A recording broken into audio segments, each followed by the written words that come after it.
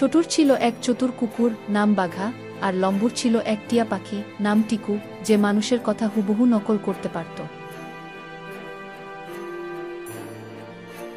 ছোটু আর লম্বুর বাবারা ছিলেন দরিদ্র কৃষক। সারাদিন মাঠে কাজ করে যা পেতেন তা দিয়েই চলত সংসার।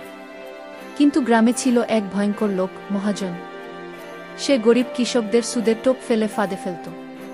তার আসল কাজ ছিল কাগজপত্রে ঠকিয়ে জমি কেড়ে নেওয়া।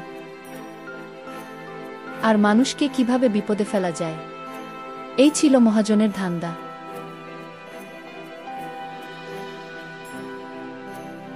একদিন ছোটুর বাবা মন খারাপ করে বাড়ি ফিরলেন।